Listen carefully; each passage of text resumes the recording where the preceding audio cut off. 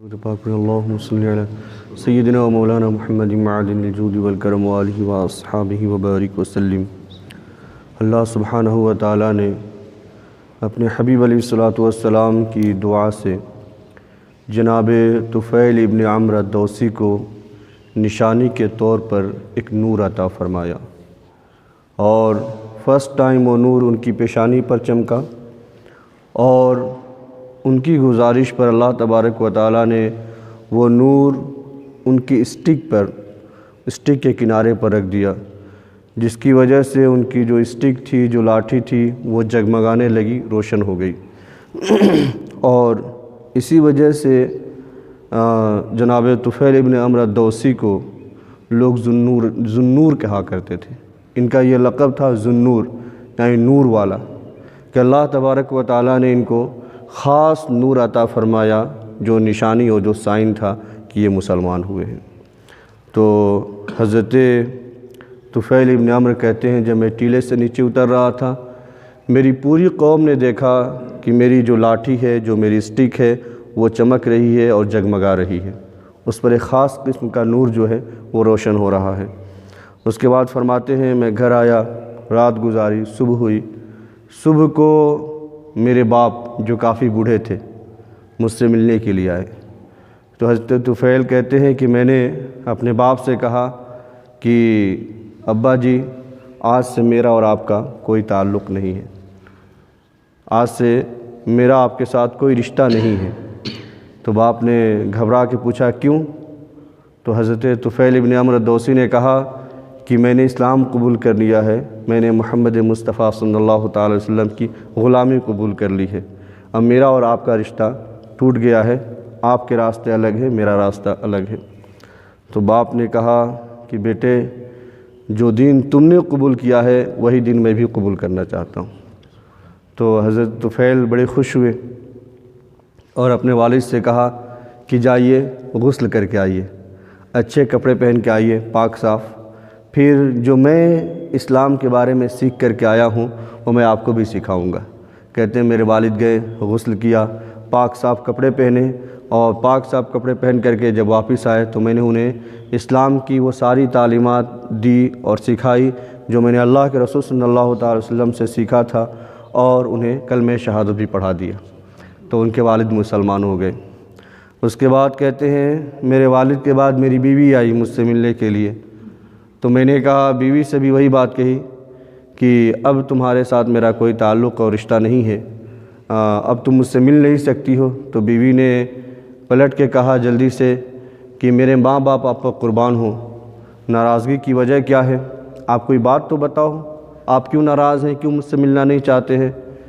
تو حضرت طفیل نے کہا کہ میں نے اسلام قبول کر لیا ہے، اور اسلام ہمارے اور تمہارے درمیان جدائیگی پیدا کرتا ہے، اس لیے کہ تم اسلام پر نہیں ہو، میں اسلام پر ہوں، تم الگ دین پر ہو، اس لیے میرا اور تمہارے ساتھ کوئی رشتہ نہیں بن سکتا ہے، کوئی تعلق نہیں بن سکتا ہے۔ تو بیوی نے بھی پلٹ کے وہی کہا کہ جو دین آپ نے قبول کیا ہے میں بھی وہی دین قبول کرنا چاہتی ہوں۔ تو جب بیوی نے کہا تو حضرت طفیل نے کہا کہ سب سے پہلے تم جاؤ ذو شرا کی چراگاہ میں، وہاں جو چشمہ گرتا ہے، جو آبشار گرتا ہے، اس چشمے سے تم غسل کر کے آؤ، پاک صاف کپڑے پہن کر کے آؤ، پھر میں تمہیں اسلام کے بارے میں بتاؤں گا، اسلام کی تعلیمات سکھاؤں گا، اور پھر کلمہ شہادت پڑھاؤں گا۔ تو ان کی بیوی، یہ ذو شرا کی چراگاہ یہ خاص جگہ تھی قبیلہ دوس کے اندر، ان لوگوں نے اپنے قبیلے سے تھوڑی دور پر یہ جگہ وقف کر رکھی تھی، اور ذو شرا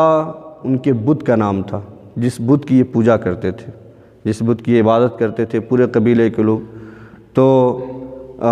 قبیلے کے پاس ہی باہر کی جگہ پر یہ بت انہوں نے نصب کیا تھا، اور آس پاس کا جو علاقہ تھا اسی بت کے لیے وقف کر رکھا تھا۔ لوگ بڑی احترام کرتے تھے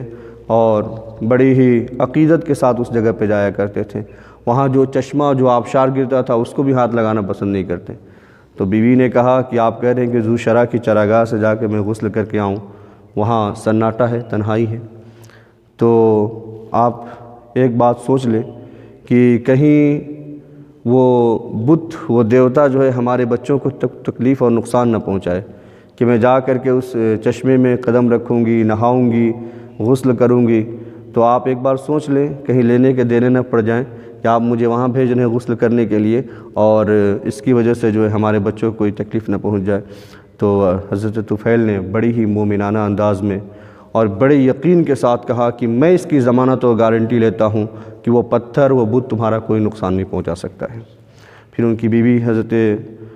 جو ان کی بیوی تھی وہ ذو شرح کے یہاں گئیں اور وہاں سے غسل کر کے پاک صاف کپڑے پہن کر کے آئیں۔ تو حضرت طفیل بن عمرو الدوسی نے انہیں بھی اسلام کے بارے میں بتایا، انہیں بھی کلمہ شہادت پڑھا دیا، وہ بھی مسلمان ہو گئے۔ اس کے بعد گھر سے فارغ ہو کر کے جناب طفیل یہ باہر نکلے اور قبیلے میں اسلام کی تبلیغ شروع کر دی، لوگوں کو اسلام کی دعوت دینے لگے، اسلام کی طرف بلانے لگے۔ لیکن قبیلے کے لوگوں نے کسی گرم جوشی کا مظاہرہ نہ کیا کہ فوراً لوگ آئیں اور اسلام قبول کر لیں، بڑی سرد مہری دکھائی اور بڑا ہی جو رسپانس تھا وہ بالکل بھی اچھا نہ تھا۔ کافی لمبے وقت تک لوگوں کے درمیان وہ اسلام کی تبلیغ کرتے رہے، لوگوں کو اسلام کی طرف بلاتے رہے، لیکن لوگ اسلام قبول کرنے کے لیے تیار نہ تھے۔ تو پریشان ہو گئے۔ خود فرماتے ہیں کہ پھر میں مکۃ المکرمہ واپس آیا حضور علیہ الصلوۃ والسلام کی خدمت میں، اور میں نے آ کر کے وہ ساری باتیں عرض کی کہ میں نے اپنے قبیلے کے لیے بہت محنت کی، ان کو بہت اسلام کی دعوت دی، اسلام کی طرف بلایا، لیکن وہ اسلام قبول کرنے کے لیے تیار نہیں ہیں۔ تو اللہ کے رسول صلی اللہ تعالی علیہ وسلم نے خاص دعا فرمائی، اللہم اہدی دوسن، اے اللہ قبیلے دوس کو ہدایت عطا فرما۔ اور جناب طفیل کو حکم دیا، ارجع الی قومک فادعوہم وارفق بہم، کہ طفیل تم اپنی قوم کی طرف لوٹ جاؤ، واپس پلٹ کر کے جاؤ اور جا کر کے انہیں اسلام کی طرف بلاتے رہو، اسلام کی دعوت دیتے رہو، لیکن ایک بات کا خیال رکھنا کہ انہیں نرمی اور محبت سے ہی اسلام کی طرف بلانا، کوئی سختی کرنے کی ضرورت نہیں ہے۔ حضرت طفیل یہاں سے یہ پیغام لے کر کے